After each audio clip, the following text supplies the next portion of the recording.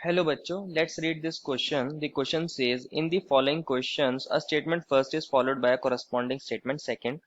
Of the following statement, choose the correct one. Option A, both statement first and second are correct. Statement second is the correct explanation of statement first. Option B, both statement first and second are correct and statement second is not correct explanation of statement first. Option C, statement first is correct and statement second is incorrect. And option D, statement second is correct and statement first is incorrect. Statement first is density of unit cell is same as that density of substance, and statement second is density of unit cell has no relation with volume of unit cell. बच्चों इस question में हमें दो statement दी गई हैं और हमें बताना है कौन सी स्टेटमेंट सही होगी। अगर दोनों ही स्टेटमेंट सही है तो हमें बताना है कि क्या सेकंड स्टेटमेंट फर्स्ट स्टेटमेंट का करेक्ट एक्सप्लेनेशन है या फिर नहीं है। तो फर्स्ट ऑफ ऑल बात करते हैं इस क्वेश्चन में हमारे पास की कंसेप्ट की। की कंसेप्ट क्या होगा बच्चों, हमारे पास डेंसिटी। डेंसिटी क्या होता है, रेशियो होता है मास का वॉल्यूम के साथ, या फिर बोल सकते हैं density is defined as mass per unit volume, कि हमारे पास पर यूनिट वॉल्यूम में कितना मास है, ये हमारे पास डेंसिटी का फॉर्मूला होता है। अगर मुझे डेंसिटी ऑफ यूनिट सेल लिखना हो तो मैं डेंसिटी ऑफ यूनिट सेल को कैसे लिख सकता हूँ, डेंसिटी ऑफ यूनिट सेल। अगर यूनिट सेल की बात कर रहे हैं तो हम यूनिट सेल का मास ले लेंगे, मास ऑफ यूनिट सेल। और अगर यूनिट सेल की ही बात कर रहे हैं तो वॉल्यूम भी किसकी लेंगे बच्चों, वॉल्यूम ऑफ यूनिट सेल। ये हमारे पास फॉर्मूला बन जाएगा। अब हम कंसिडर करते हैं एक सब्सटेंस, और सब्सटेंस के अंदर क्या होंगे, बहुत सारे यूनिट सेल होंगे। बच्चों जो कोई भी सब्सटेंस होता है वो बनता है बहुत सारे यूनिट सेल के अनुसार। तो अगर मैं एक कोई सब्सटेंस मान रहा हूँ तो ये एक उसका यूनिट सेल है और ऐसे ऐसे कई सारे यूनिट सेल होंगे। मैं अभी के लिए कंसिडर कर रहा हूँ कि यहाँ हमारे पास टोटल कितने यूनिट सेल हैं, 4 यूनिट सेल्स ले रहा हूँ।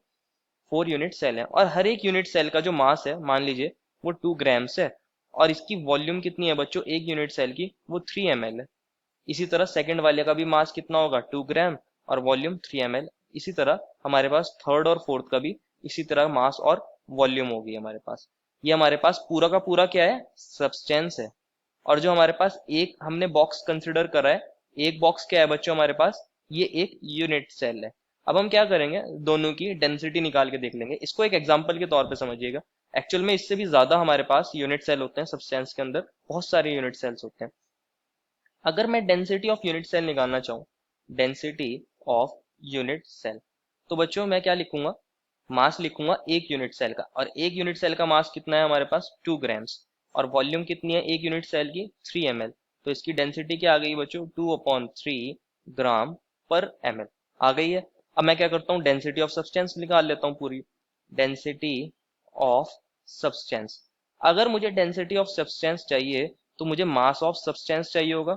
और मास ऑफ सब्सटेंस क्या होगा बच्चों, जितने भी इसका टोटल मास है, तो मैं लिखूंगा total mass upon total volume, ये लिखूंगा टोटल वॉल्यूम। और टोटल मास क्या होगा बच्चों, इसके अंदर टोटल हमने 4 यूनिट सेल कंसिडर करे थे और एक यूनिट सेल का मास 2 ग्राम्स है, तो 4 का क्या हो जाएगा, 2 ग्राम्स प्लस 2 ग्राम्स पर 2 ग्राम्स प्लस 2 ग्राम्स। और वॉल्यूम भी इस तरह टोटल ऐड हो जाएगी, 3 ml plus 3 ml plus 3 ml plus 3 ml।